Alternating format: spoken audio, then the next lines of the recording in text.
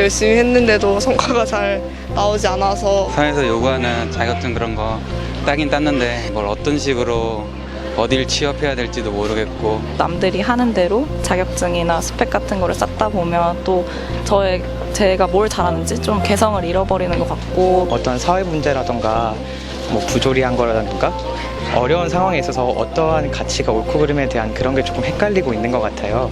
회사에서 요구하는 값어치는 큰데 제가 그 값어치에 대해서 크게 기대치를 못 미치는 것 같아서 너무 어려운 것 같아요.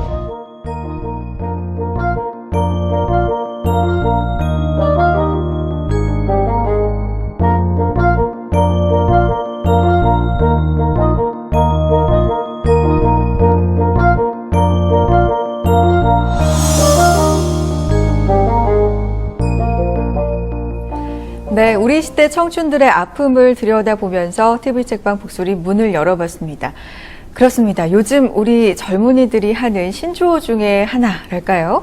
노력이라는 말이 있습니다. 노력보다 좀 더 큰 노력이라는 뜻인데 청춘들이 요즘 너무 살기 힘들다라고 이야기를 할 때 기성세대가 노력이 부족해서 그렇다라고 말하는 세태를 좀 비꼬기도 하고 자조적으로 표현한 그런 말이죠. 네, 그렇습니다. 예전에는 청춘들에게 뭐 아픈 만큼 성숙해진다, 뭐 또 늘 참고 견디면 또 성공할 것이다 이런 이야기들을 위로나 또 격려를 이제 하게 됐었는데 네. 이게 요즘에는 그 청년들에게 그러니까 개인의 희망만으로 이 어떤 절망을 극복해라 이렇게 이야기하는 것 자체가 좀 안 되는 세상이 아닌가 그런 면에서 참 안타까움이 큽니다. 맞습니다. 자, 이런 사회적인 분위기에 이런 세상에 큰 메시지를 던져주는 책 한 권이 출간이 돼서 저희가 작가분을 모셔봤는데요. 오늘의 주인공이십니다. 나는 지방대 시간 강사다 김민섭 저자님 모셨습니다. 안녕하세요. 네, 안녕하세요. 반갑습니다. 네. 김민섭이셨구나. 이름이 이렇게. 지금 처음 아신 분들도 아마 있을 거예요. 왜냐하면 필명이 따로 있으시죠? 네. 알기로 309동 1201호. 그렇죠. 뭔가 사연이 있는 필명이라고 뭐 책에도 밝혀주셨는데 좀 듣고 싶습니다.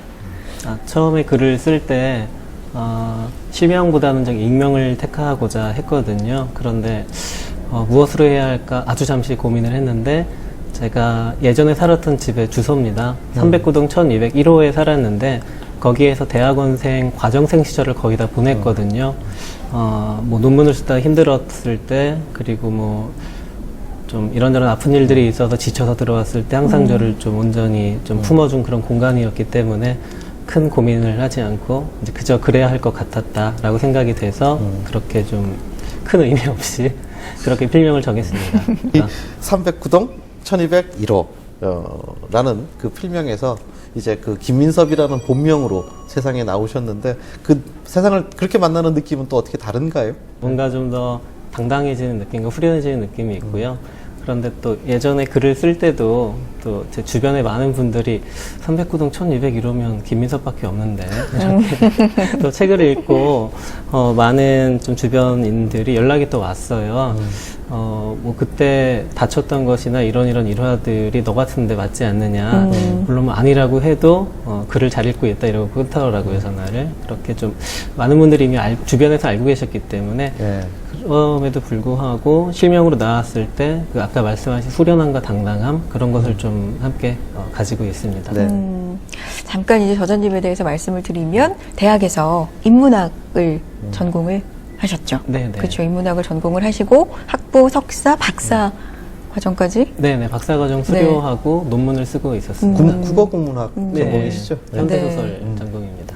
그리고 이 책 제목처럼 나는 지방대 시간 강사다라는 네. 제목 그대로 시간 강사로 이제 활동 이제 하시다가 지금은 지난해 12월이었죠. SNS를 통해서 학교를 떠나겠다. 이렇게 선언을 하시고 정말로 떠나신 상태이신 거죠? 네, 지금은 완전히 학교를 그만둔 상태입니다. 네네. 요즘 어떻게 지내세요?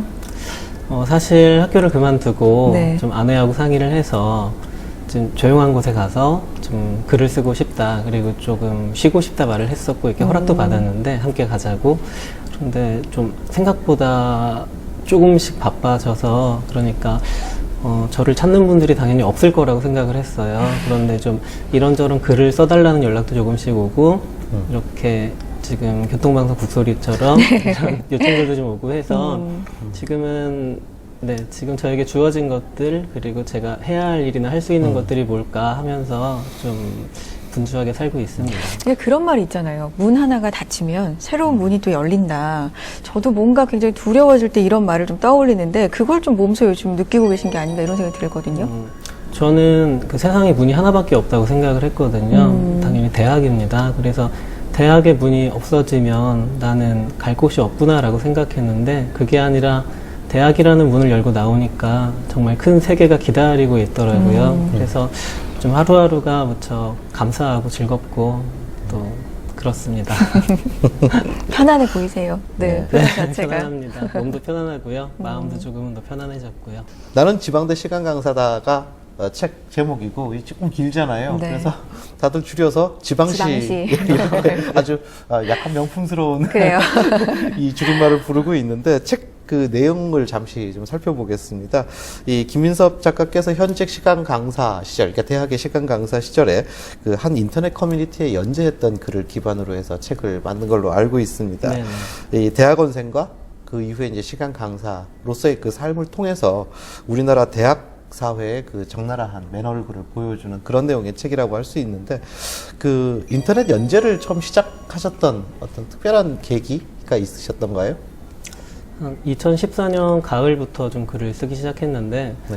어떤 제가 글을 써야겠다라는 거창한 의도 같은 것도 없었고 계획도 없었어요. 그런데 어느 날 이제 수업을 하러 들어갔는데 한 40대 선배 강사가 다른 과라 잘은 모르는데요. 선배 강사가 수업을 마치고 이제 나가고 있더라고요. 근데 이메일을 안 껐더라고요. 그래서 이메일을 꺼줘야겠다 하고 또 끄는데 또 사람이 또 이렇게 내용을 스쳐가면서 왔는데 스쳐보면서 본 내용이 좀 너무 아파서 도저히 좀 그 내용이 어떤 것이었냐면 그 친구가 10만 원만 좀 빌려달라 하고 이메일을 보냈더라고요. 뭐 흔한 메일이죠. 그런데 거기에다가 답신이 너도 내가 시간 강사인 걸 잘 알고 있을 텐데 그것은 내가 지금 방학 중에 얼굴도 나오지 않은 지가 좀 됐고 많이 어렵다. 그래서 너에게 10만 원을 빌려줄 수 없다. 대신 내가 빌려줄 수 있는 돈은 5만 원이다. 5만 원을 빌려주겠다. 그걸로 끝났으면 그냥 괜찮은데 그 밑에 추신이 있었어요. 추신이 5만 원은 꼭 갚아주길 부탁한다. 꼭 부탁해. 이렇게 되어 있더라고요. 그걸 보고 좀 그날 하루 종일 수업하면서 이렇게 5만 원이 계속 머리 위를 떠다니더라고요. 그러니까 어떤 일반적인 사회인이라면 친구가 10만 원을 빌려달라고 했을 때 빌려줄 수가 있죠. 그리고 이 정도 돈은 못 받아도 괜찮다라고 생각할 수도 있고요. 10만 원은 그런 돈이거든요. 그런 돈이 되어야 하고. 그런데 5만 원을 빌려주면서도 꼭 갚아주길 부탁한다라고 2번이나 덧붙여야 하는 그러한 삶을 내 선배가 살고 있고 나 역시 그러한 삶을 살게 될 수밖에 없겠구나라는 생각을 했어요.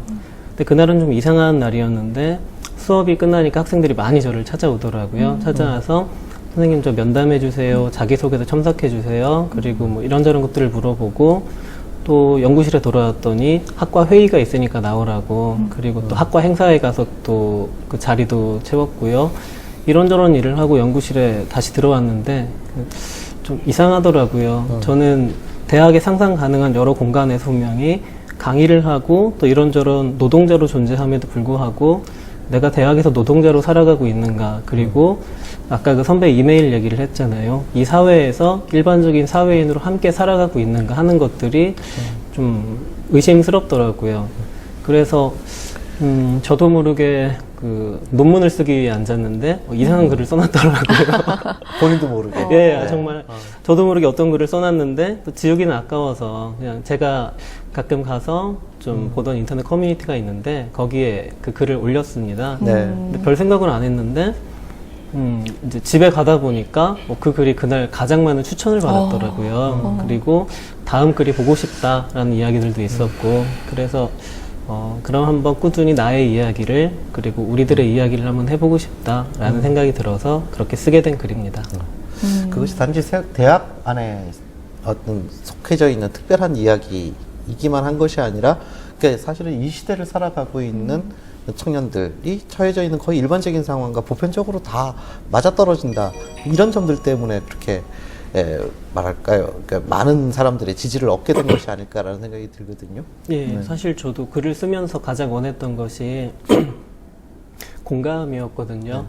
그러니까 어떤 대학원생이 그리고 시간 강사가 이렇게 힘들어 우리만 힘들어가 아니라 너희도 힘들지 나도 힘들어 라는 말을 하고 싶었고 그리고 그러한 공감을 얻고 싶었거든요. 얼마나 많은 분들이 공감해 주셨을지는 잘 모르겠지만 그럴 수 있다라면 좋겠어요. 저도 공감한 1인. 저도요. 여기 2명 추가네요. 네. 감사합니다. 그러니까 처음에 그 글을 쓰실 때는 이렇게까지 많은 공감과 사회적인 반향이랄까요? 이런 게 있을 거라는 생각은 못 하신 거네요.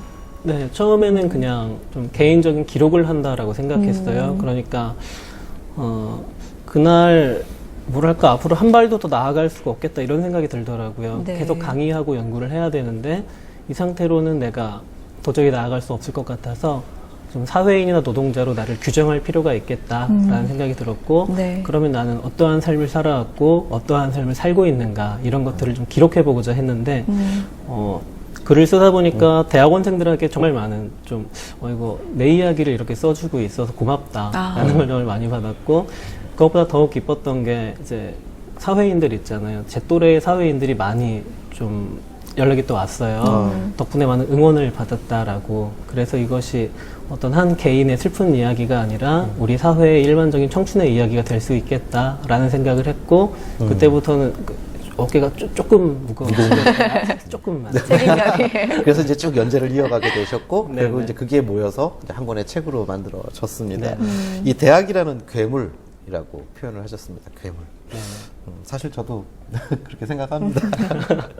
왜 그렇게 이야기를 하시는지 알 것 같은데 사실 대학이 괴물이 되어가는 그 과정 또 그 안에 속해져 있는 사람들의 어떤 모습들을 이렇게 보게 되면 어떤 그 부조리함이라든지 그 불합리함 이런 것들을 이른바 상황 논리다 이렇게 그냥 인정하고 수용하고 받아들여지는 이러한 과정들 속에서 대학이 더 괴물이 되어가는 것이 아닌가라는 생각도 드는데 대부분 그 뭔가가 잘못된 것을 상식적으로 이성적으로 판단을 못해서가 아니라 뭔가 자기가 지금까지 이루어 놓은 것들을 더 잃게 될까봐 느끼게 되는 두려움 이러한 것들 때문에 이제 자꾸 말하자면 불합리를 스스로 받아들이게 되고 어느 순간에 이제 무감해진단 말입니다. 네. 이제 이런 이제 과정들이라고 볼 수 있을 것 같은데 하여튼 그 안에 있으면서 고민들이 참 많으셨겠어요. 고민을 하게 된 건 솔직히 말씀드리면 재작년 가을부터예요. 그러니까 이 글을 쓰면서부터 그러니까 대학을 제가 괴물이라고 표현한 것은 보통의 어떤 기업이라든지 어떤 우리 일반 사회 조직들은 자신들이 어떤 부당함을 가지고 있다라면 그래 우리는 괴물이야 라고 어느 정도 오픈을 시켜놓거든요. 그런데 대학은 괴물이 아닌 척을 가장 끊임없이 하고 있거든요. 그러니까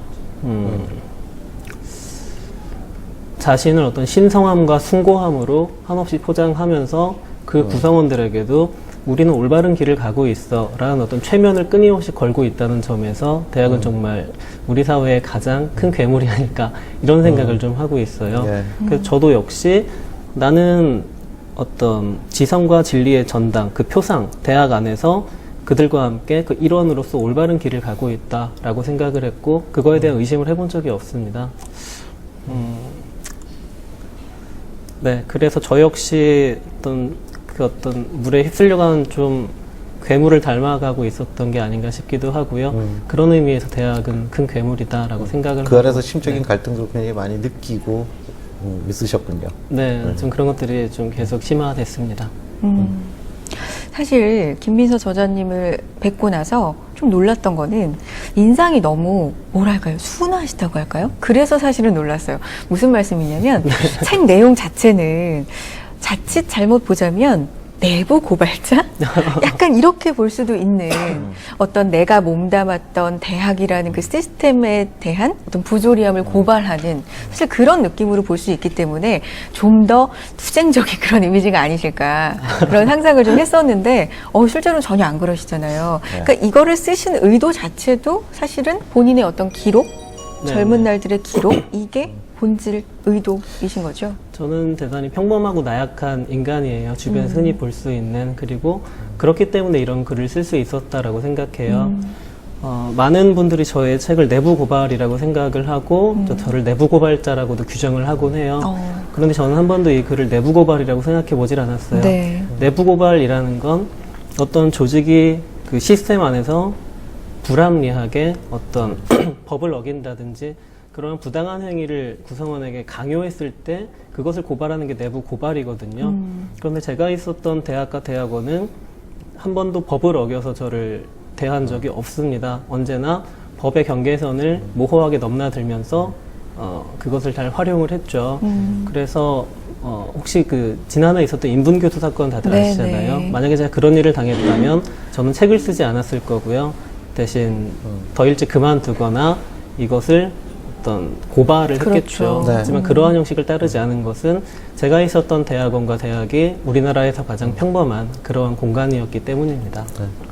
이 얼마 전 지방의 한 대학에서 이 대학 조교를 뽑으면서 인수인계 기간에는 무보수 근무 이렇게 이제 당당하게 아예 조건까지 내걸어서 비판을 받기도 했는데 이렇게 이제 그 불공정한 일들이 그것도 또 지성의 어떤 전당이라고 해야 할 대학이라는 곳에서 일어나고 있다라는 것 그 자체가 사실 굉장히 무서운 일이다라는 생각도 들었거든요. 네, 맞습니다. 저도 조교 근무를 했는데 많은 대학원생들이 조교 근무를 합니다. 그리고 특히 학과 사무실에는 보통 교직원을 뽑질 않거든요. 네. 그래서 대학원생들이 교직원의 그러니까 행정을 대신하는 경우가 많죠. 하지만 대학은 그들에게 어떤 정당한 행정으로서 보수를 지급하거나 사회적 보장을 하는 것이 아니라 그저 등록금을 감면해주는 방식으로 그들을 좀 부리고 있죠. 저도 조교를 했는데 그 책에 나온 내용이지만 3개월 동안 인수인계 과정 동안 무급 근무를 했어요. 네네. 주 5일 동안 아침 8시 20분부터 오후 5시까지 무급 근무를 했는데 처음엔 저는 그게 부당하다고 생각을 했어요. 그래서 선배에게 이건 좀 너무 심하지 않을까요? 라고 조심스레 물었더니 많은 선배들이 저를 성토를 하더라고요. 모두 그렇게 해왔다. 앞으로도 그럴 것이다. 그런데 제가 나중에 저를 돌아봤을 때 가장 좀 부끄럽고 무서운 것은 저도 선배의 자리에 올라갔거든요. 후배들에게 그것을 강요를 했습니다. 강요하면서도 이것이 잘못된 일이야 라고 생각하지 못했죠. 그런데 대학원에 오는 많은 학생들 중에 학부에서 들어오는 내부 학생들이 있고 외부에서 오는 학생들도 그렇죠. 있거든요. 네. 근데 외부에서 오는 학생이 있어서 제가 조교 근무를 하셔야 장학금을 받을 수가 있고 조교 근무 인수인계 기간은 이러이러합니다. 그 기간 동안은 나와 주셔야 해요 라고 했더니 그분께서 저는 그렇게 못하겠습니다 라고 하시더라고요. 그래서 제가 그분의 말을 후배들에게 그 조교들에게 전달을 했더니 네. 또 모두가 그분을 성토를 했어요. 모두가 그렇게 해왔는데 그분은 왜 그렇게 하지 않는 거지? 라고. 네. 그러니까 거기서 아무도 이것이 잘못된 일이야 라고 느끼지 못했던 거죠. 굉장히 책을 읽으면서 마음이 먹먹하다 그럴까요? 뭘 한 대 맞은 것처럼 그랬던 부분이 가장 심했던 부분이 이 시간 강사의 처우와 그리고 패스트푸드점 아르바이트생의 처우를 이렇게 비교를 해주신 부분이었어요. 실제로 저자님께서도 이틀은 강사 네네. 일을 하시고 3일은 패스트푸드점 아르바이트를 하셨다고 하셨잖아요. 근데 너무 충격적이었던 게 조교 일을 하시다가 뼈가 보일 정도로 다치신 적 있잖아요. 네네. 그때는 사실 조교님 사비로 네. 다 치료도 받으시고 그건 실제 있었던 일이고요. 그런데 또 다치셨을 때 그 패스트푸드점에서는 굉장히 4대 보험 그 틀 안에서 많은 어떤 법 안에서 보호를 해주고 이런 일을 당하시면서 어떤 생각이 드셨어요? 지금 들어주셨던 예가 제가 대학에서 이제 연구실 이사를 돕다가 한번 좀 크게 다쳐서 병원에 네. 갔던 일이 있고 그리고 에서 물류하차 일을 했어요. 네네. 거기에서 이제 냉동 감자박스를 들다가 빗길에 넘어져서 골절이 됐었거든요. 두 개 다 크게 다친 일은 맞는데 대학에서 다쳤을 때는 제가 직접 병원에 혼자 가서 치료를 받고 뭐 수술비와 치료비를 모두 부담을 하고 돌아왔거든요. 법에 어긋난 일은 아니죠. 그렇죠. 그러니까. 저는 거기도 노동자로 등록되어 있지 않기 때문에 그렇죠. 노동자로 등록되어 있다 하더라도 그러한 일이 산재로 아마 처리될 수는 없을 겁니다. 하지만 그 패스트푸드점에서 일하다 다쳤을 때는 네. 그 다쳤을 때 제가 이제 다친 데를 숨겼어요. 네. 이제 어떤 당연히 보장을 받을 수 없겠지, 그리고 어떤 불이익을 받겠지 하는 생각에 다친 걸 숨겼는데 매니저가 보고서는 병원에 가자라고 하더라고요. 병원에 가가 아니라 가자라고 할 때 깜짝 놀랐어요. 같이 가는구나. 그러더니 제가 치료를 받고 깁스를 하고 나오니까 법인카드로 이미 계산을 해놨더라고요. 네. 거기서 이제 2번을 놀랐고, 그러더니 2주 동안 휴가를 준다고 하더라고요. 2주 동안 휴가를 줄 테니까 좀 치료를 받고, 그리고 치료를 받으러 갈 때는 매장에 들러서 법인카드를 가지고 가라고 그렇게 얘기를 하더라고요. 또 산재 신청을 해서 어떤 법적 보호를 받을 수도 있게 해주겠다. 제가 여기서 가장 참담했던 것은 대학에서는 어떤 제가 그런 일을 당했을 때 그 어떤 저를 보장할 매뉴얼도 제도도 없었다라는 것이고 패스트푸드점에는 그 노동자를 위한 제도와 매뉴얼이 너무나 잘 구비가 되어 있었다라는 것이죠. 그게 가장 참담하고 아픈 기억으로 남아 있고요. 그리고 그 책을 지금 이 책을 쓰는데 가장 어떤 상징적인 일이 되었던 것 같습니다. 포털 사이트에 김민서 저자님의 이름을 치잖아요. 그러면 네. 연관 검색어가 이렇게 뜹니다. 그런데 가장 먼저 뜨는 연관 검색어가요. 김민석 학교예요. 아, 그래요? 그러니까 그만큼 나는 지방대 시간 강사다. 제목 자체가 그러니까 네네. 지방대면 어느 학교인 거야? 많은 분들이 궁금해하실 수밖에 없고요. 그리고 정보가 또 그만큼 없기 때문에 많은 분들이 검색을 해보시는 것 같은데 학교를 이렇게 드러내놓고 밝히시지 않는 특별한 이유가 있으신가요? 저는 좀 학교 이름에 대해서는 상당히 좀 계속해서 좀 노출을 안 시키고 있었고 지금도 그렇거든요. 물론 뭐 열심히 찾아보신다면 찾을 수가 있으시겠지만 저는 제 입으로 그렇게 말씀드리고 싶진 않아요. 왜냐하면 네, 제가 그 어느 대학이라고 밝히는 순간 2가지 문제가 생깁니다. 그것은 너는 그런 학교에 다니고 있었구나. 그러면 어느 정도의 처우 그리고 네 밑으로 그 많은 지방대학이 있겠구나. 제 스스로 어떤 대학의 위계를 나눠버리는 일이 되겠고요. 그리고 2번째로는 이 2번째가 더 큰데요. 네. 이것이 어떤 개인의 슬픈 이야기로 특정 공간의 이야기로 수렴될 수 있기 때문입니다. 제가 바라지 않는 일이에요. 아까도 말씀드렸지만 제가 있었던 대학과 대학원은 대한민국에서 가장 평범한 공간입니다. 그리고 자신을 증명하고자 애쓰는 평범한 연구자들이 있는 공간이고요. 하지만 제가 책에서 쓴 여러 가지 부당해 보이는 일들은 대한민국의 모든 대학에서 벌어지고 있는 일입니다. 그 이유는 대학에는 노동자를 위한 그리고 특히 대학원생 조교와 시간 강사를 위한 제도나 매뉴얼이 제대로 구비되어 있지가 않거든요. 그러니까 말하자면 대한민국의 모든 대학에서는 대학이 그래도 되거든요. 저희한테. 그런 이야기를 좀 쓰고 싶었고 학교 이름을 밝히는 것이 그에 도움이 되지 않는다라고 판단을 했기 때문입니다. 그러니까 다시 네. 말하자면 저기 달이 있다 이러고서는 가르치는데 보라는 달은 안 보고 다르면. 손가락만 보는 것과 마찬가지가 손가락에 돼버리니까 어떤 대학 이름이 써 있나요? 그쵸. 그러니까 이제 저자분의 의도는 이제 이것이 이제 보편적인 한국 대학의 문제라고 봐줬으면 좋겠고 그래서 앞으로 이 사회가 좀 더 관심을 가지고 개선이 됐으면 좋겠다 이런 이제 바람을 갖고 계시기 때문에 밝히지 않으시는 거죠. 네, 그리고 제가 지방대라고 워딩을 이렇게 쓴 것은 저는 지방이란 단어를 평범함이란 단어로 생각을 하거든요. 그러니까 100명의 학생이 있다라고 했을 때 한 85명 정도의 학생은 지방대로 진학할 수밖에 없습니다. 그런데 그러한 학생들을 모두 어떤 패배자나 낙오자로 낙인 찍는 건 너무나 끔찍하거든요. 그럼요. 네, 근데 많은 분들이 너는 지방대이기 때문에 그렇다. 그리고 너는 패배자다. 이렇게 저에게 얘기하는 분들도 많이 계세요. 하지만 저는 저의 제자들과 저 자신을 한 번도 패배하거나 낙오했다라고 생각해 본 적이 없어요. 가장 대한민국을 살아가는 평범한 어떤 젊은이라고 생각을 하고 있습니다. 네네. 이 책을 읽으면서 정말 좋은 선생님이셨구나라는 생각을 또 하게 되는데 학생들을 구원자다 이렇게 표현을 하셨어요. 네, 맞아요. 이 학생들을 통해서 그 어떤 배운 메시지라 그럴까요? 그러니까 그 어떤 것이 있습니까?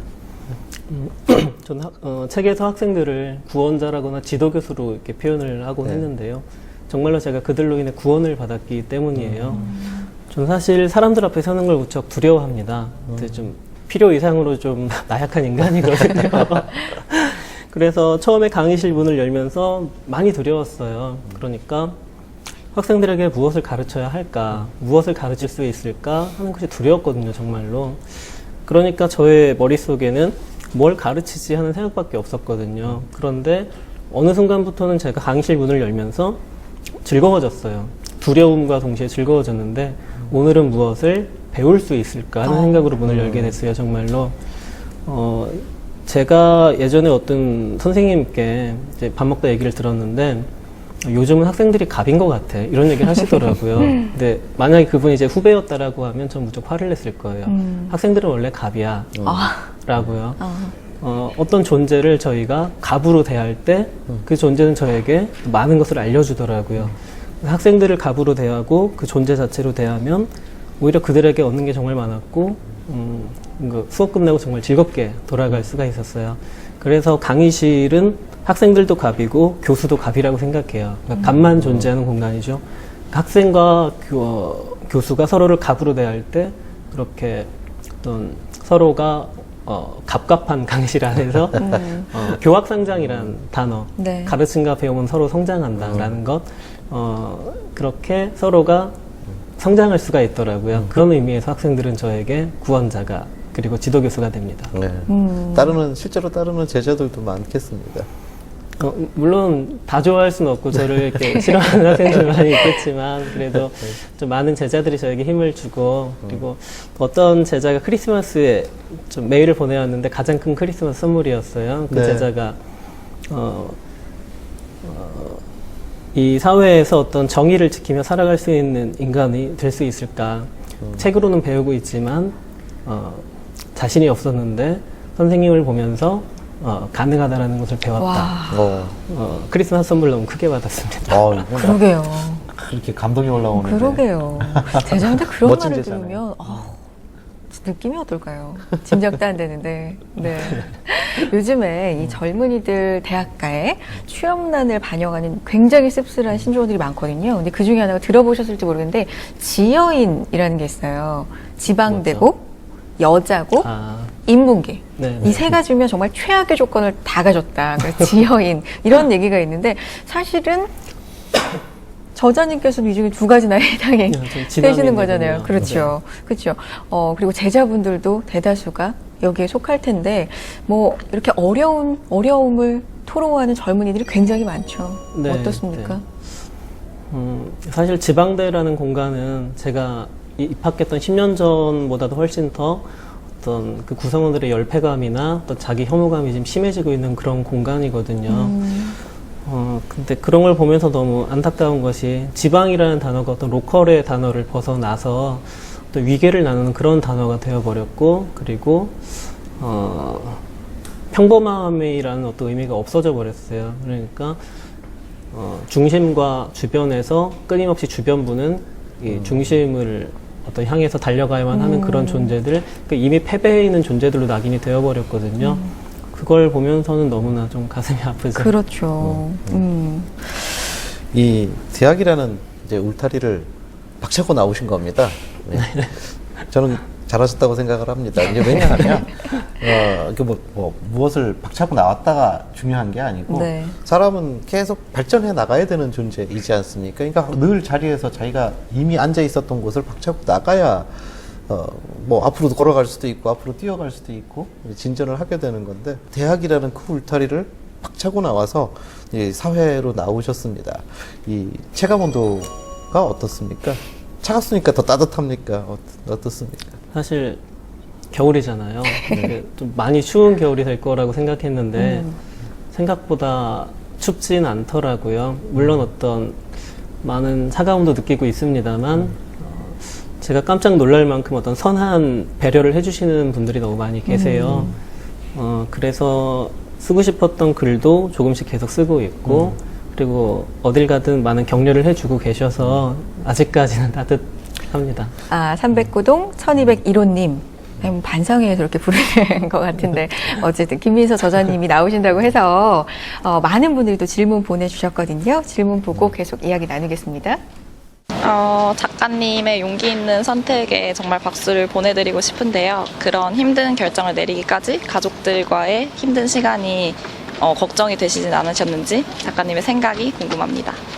지금 우리 시대에 많은 청년들이 지방시로 불리면서 힘들게 살아가고 있는데 그런 시대에 청년들에게 가장 필요한 건 뭐라고 생각하시는지 작가님의 생각이 궁금합니다. 지금 청춘들이 꿈을 꾸기 어려운 상황인데 작가님의 꿈은 무엇인가요?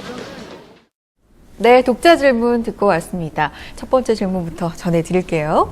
많은 분들이 작가님의 용기에 정말 많은 응원과 박수를 보내고 계시는데, 사실 지방대 시간 강사와 같은 작가님과 똑같은 느낌을 받고 있는 다른 직종의 분들도 이 시대 정말 많이 계시잖아요. 그렇죠? 그런 분들이 용기를 못 내시는 진짜 큰 이유 중에 하나는 뭘 것 같으세요? 가족. 그렇죠? 가족 때문이라는 생각이 저도 굉장히 크거든요.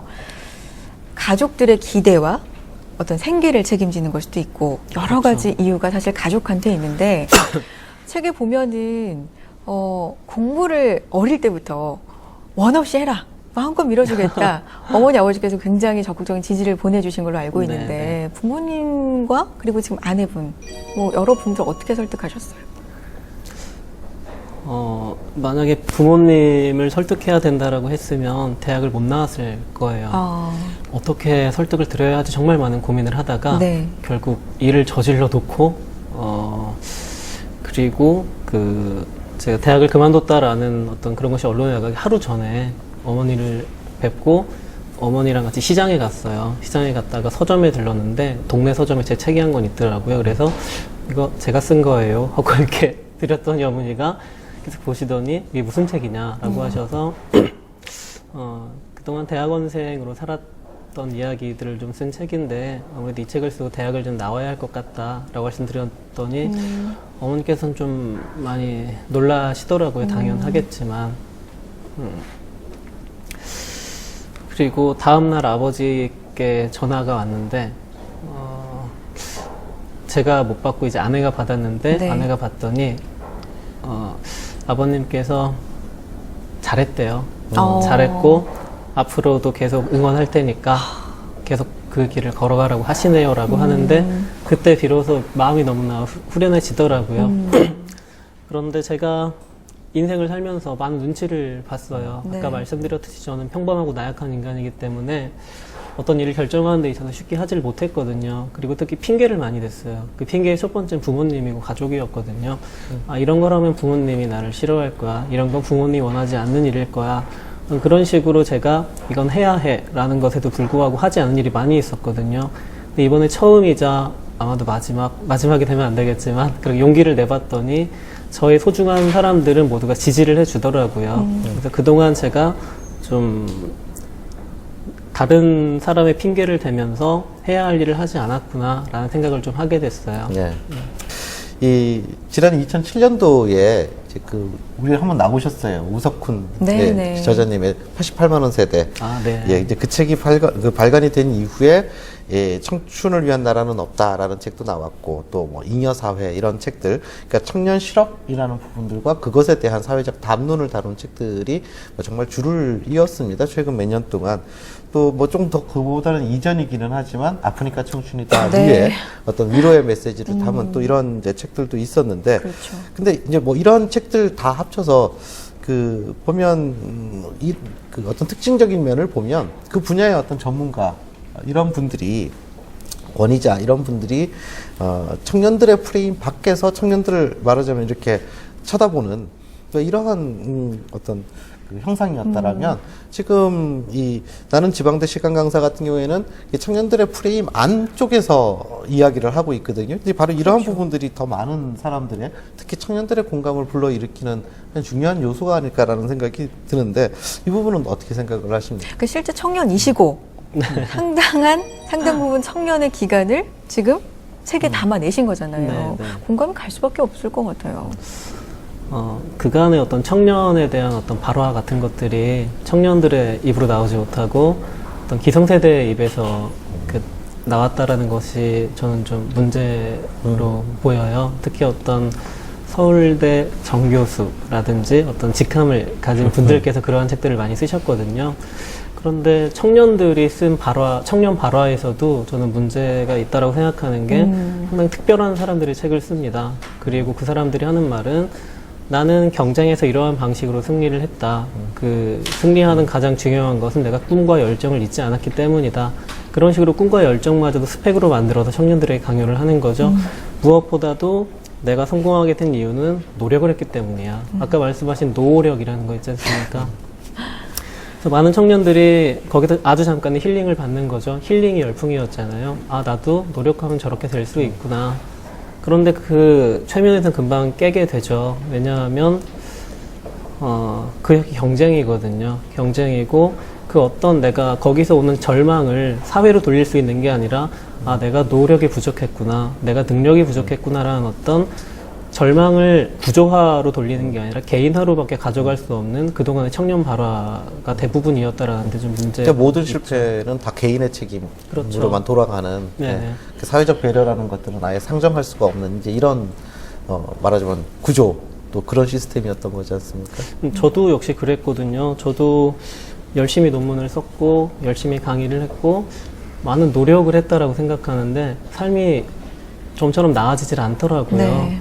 그리고 제 주변도 모두 그렇고요. 모두가 노력하는데 왜 어째서 다들 더 힘겨워질까 하는 생각을 했고 그때서야 비로소 좀 돌아보기 시작한 것 같아요. 그러니까 나를 감싸고 있는 구조는 어떠한가 이런 것들을 좀 돌아보기 시작했고 제가 쓴 책에서 좀 그러한 것들을 담아낼 수 있으면 좋겠다라고 생각을 했고요. 올해 시간강사법이 시행이 네. 되는 걸로 기대했고 알고 있었는데 2년 또 유예가 됐더라고요. 이런 부분도 좀 하시는 분들이 잘 좀 빨리빨리 정비를 좀 해주셨으면 하는 바람을 진짜 간절하게 갖게 되네요. 말씀하신 거에 굉장히 공감을 하게 되는데요. 네. 그 시간강사법이라는 것도 실제 현장에서는 좀 다르게 받아들여지고 그렇죠. 있어요. 네네. 그것이 당장 시행이 되면은 오히려 시간강사 자리도 그나마 아. 바로 나가야 되는 상황이 벌어지는 거죠. 그러니까 어떤 아무리 법과 제도를 만들어놔도 그것을 운영하는 그 취지 자체가 악용이 말하자면 되게 되면 다 무용해지는 것 아닙니까, 사실. 네, 그렇죠. 예. 그렇군요. 오히려 시간 강사들이 지금 당장 그 자리도 떨어지면 안 되는 사람들이 그렇죠. 시간 강사법이 유예된 것을 오히려 지금 다행으로 생각해야 하는 안기고. 사실 이게 굉장히 아이러니컬한 상황들이 벌어지고 있다는 거죠, 현장에서. 그렇죠. 네, 그거는 이제 좀 그 법을 좀 알고 있는 사람이라면 좀 할 말들이 좀 많이 있는데요. 그냥 제가 그냥 간단히 얘기하자면 나쁜 법입니다. 지금의 시간 강사들을 대량 해고할 수밖에 없는 그런 법이고요. 하지만 합의점을 찾을 수가 있습니다. 지금의 시간 강사들이 좀 더 많이 남게 하면서 그리고 좀 더 그들에게 노동자로서의 어떤 권위를 부여할 수 있는 그런 방안들이 있거든요. 네. 여기 나와 있고 그러한 것들이. 그래서 앞으로 2년 동안 시간 강사법이 유예가 될 거예요. 그 기간 동안 어떤 좀 교육부라든지 그런 곳에서 많은 자문을 듣고 네. 그리고 그에 따라서 좀 더 나아진 시간 강사법을 제정을 할 필요가 있죠. 아, 정말 그랬으면 좋겠네요. 네네.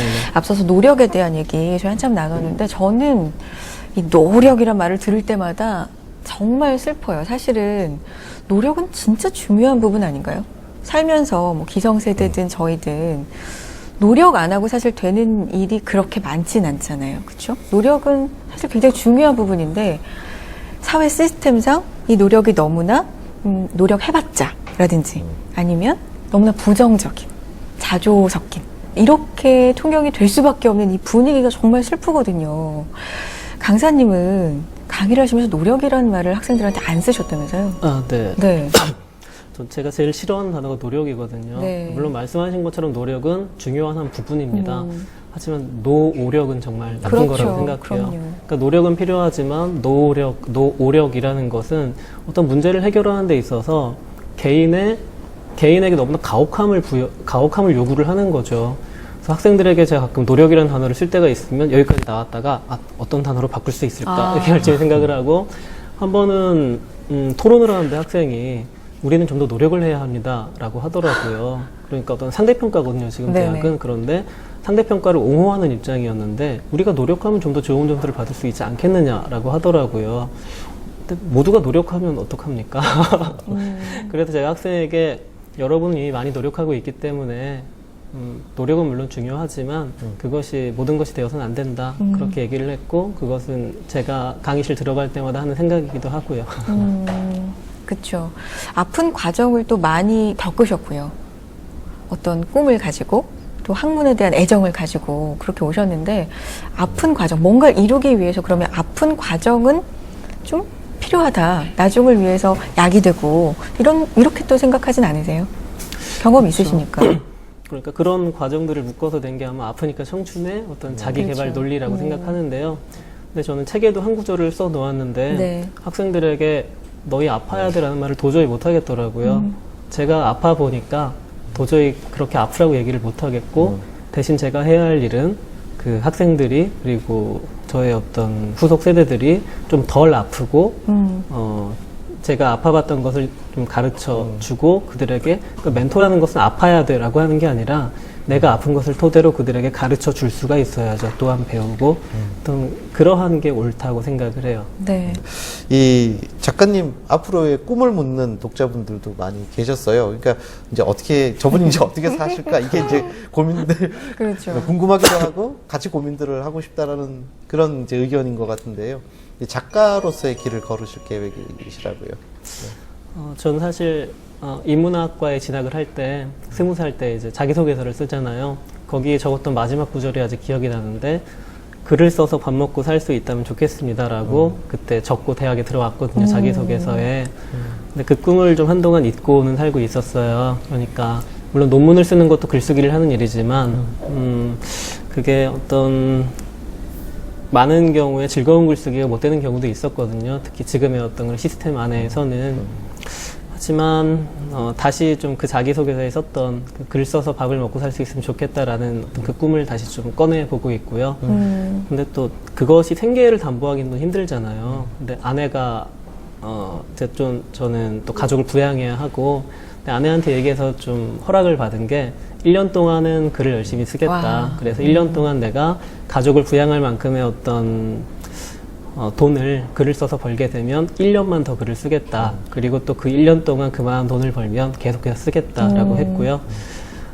지금 그래서 쓰고 싶었던 글들을 좀 즐겁게 쓰고 있습니다. 계속 쓸 수 있으면 좋겠어요. 그렇군요.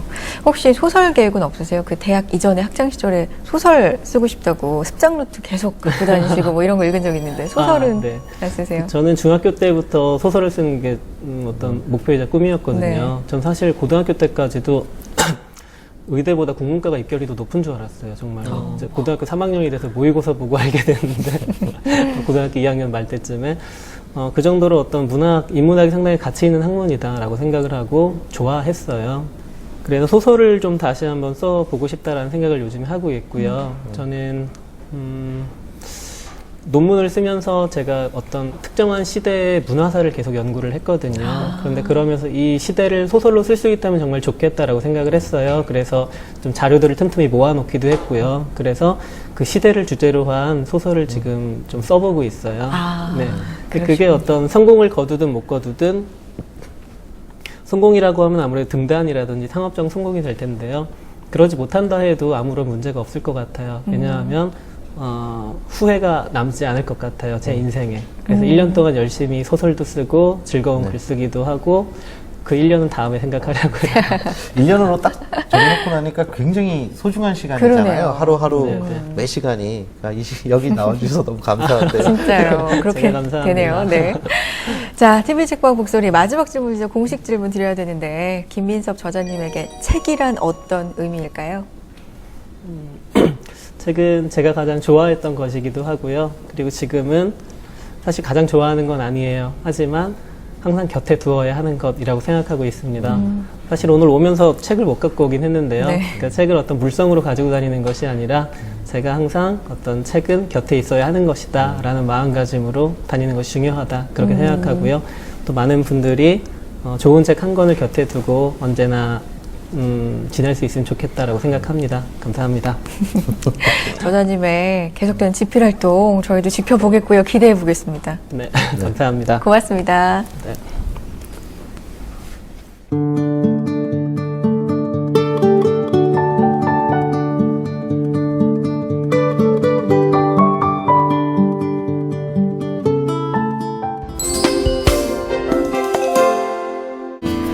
우리 사회 그 어느 곳에도 지방시는 있다. 이 시대를 살아가는 청년들의 삶을 오늘 책을 통해서 들여다볼 수 있었네요. 네.